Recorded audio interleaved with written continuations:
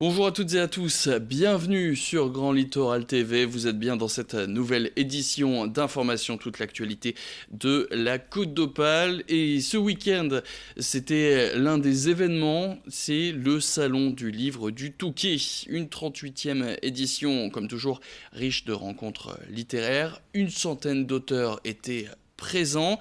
Pendant ces 3 jours, tous les visiteurs ont pu faire dédicacer des livres que vous aurez peut-être sous le sapin, mais aussi participer à des conférences ou assister à des remises de prix littéraires. Dictées et ateliers BD étaient aussi au programme pour les plus jeunes. Autre nouveauté, cette année, un espace polar et un espace conférence avec la participation des élèves journalistes de l'ESJ Paris Grand Lille. Alors cette 38e édition, comme toujours, riche de rencontres littéraires, dont quelques grands noms, par exemple Bernard Pivot, Patrick Poivre d'Arvor ou encore Philippe Manœuvre. Ce dernier venait présenter sa biographie et rencontrer son public. On l'écoute tout de suite, écoutez cette interview signée Lucille Berthe-Constant. C'est les mémoires d'un enfant du rock.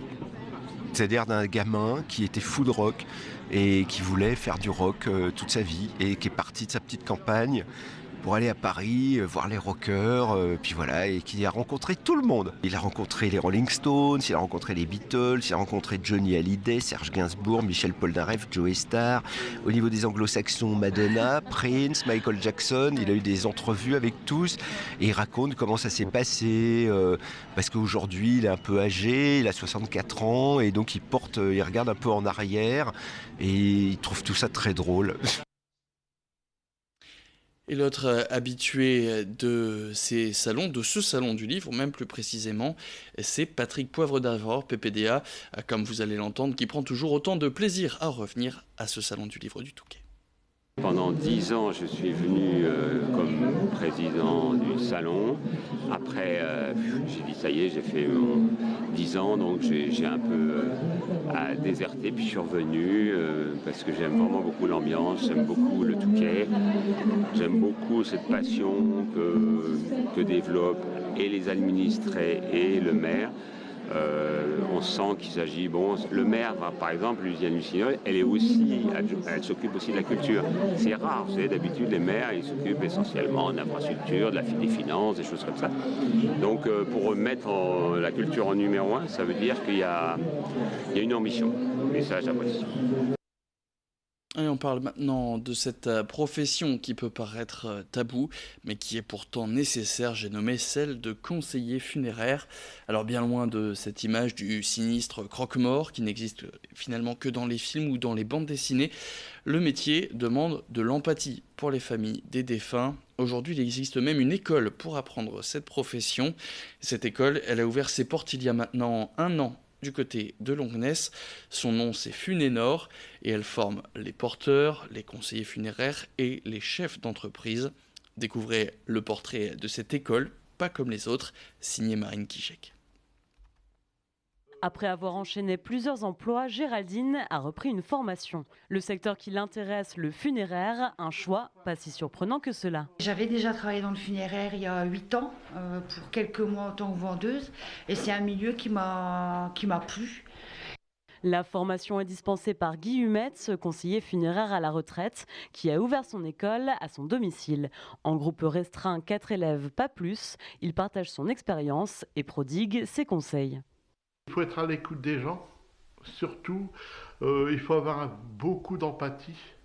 Hein. Bon, je ne suis pas en train de vous dire qu'il faut pleurer avec la famille, on n'est pas là pour ça, mais il faut de l'empathie et surtout il ne faut pas confondre le métier de conseiller funéraire et commercial. Et il faut surtout aider la famille à accepter que leur défunt quitte cette terre. En plus de la théorie, les élèves visiteront des crématoriums et salons funéraires pour découvrir le métier. Et s'il rebute encore aujourd'hui, pourtant, le secteur recrute. C'est un métier qui reste malheureusement tabou aux yeux de pas mal de gens, mais il faut se dire qu'aujourd'hui, malheureusement, il en faut.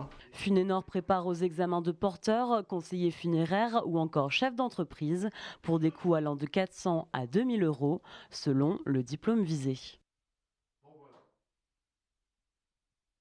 Et l'actualité, évidemment, de ce début de semaine, c'est la mobilisation des Gilets jaunes qui s'est poursuivie ce lundi dans la région. On reviendra d'ailleurs plus largement sur cette mobilisation dans les prochaines éditions. Rendez-vous donc dans le prochain quart d'heure. On revient donc déjà, on fait un bilan de ce week-end. Plusieurs dizaines de milliers de personnes ont multiplié les blocages dans la région des grands axes ou même la proximité de centres commerciaux. Plusieurs blessés ont été à signaler dans le Nord et le Pas-de-Calais. D'abord samedi matin, c'est un Arageois qui a été gravement blessé et qui a dû être hospitalisé. 2 gilets jaunes ont été percutés par une voiture du côté d'Hasbrook. Un Boulonnais a eu lui le pied écrasé par une voiture qui a tenté de forcer un blocage dimanche soir du côté de Capécure. Capécure qui était d'ailleurs toujours bloqué ce lundi matin comme un grand nombre d'endroits de la région. On a donc plusieurs kilomètres, même 160 kilomètres de bouchons précisément en métropole lilloise ce lundi. Plusieurs villes du littoral ont aussi tourné au ralenti, comme par exemple Calais, Boulogne-sur-Mer, donc avec le rond-point Auzois et plus largement Capécure, les villes de Dèvres, de Dunkerque, de Lonne-Plage avec des blocages des gilets jaunes au rond-point des Parapluies ou encore au rond-point de la Maison-Blanche. Saint-Omer et sa rocade ont lui aussi été fortement perturbés ce lundi. Une mobilisation qui dure donc bien au-delà des prévisions, qui exprime un ras-le-bol général. Et comme vous pourrez l'entendre dans les prochaines éditions, Louis Caillé a rencontré ce week-end une Calaisienne qui exprimait son ras-le-bol. À noter que plus largement, il y a eu d'autres mouvements, notamment des lycéens de Saint-Omer qui ont rejoint le conflit ce lundi. Ils bloquaient le rond-point du McDonald's de Longuenay. Voilà. Il y a eu aussi la 16 près de Calais ou encore l'autoroute A26 avec des barrages filtrants. Bref, un lundi noir sur les routes du littoral.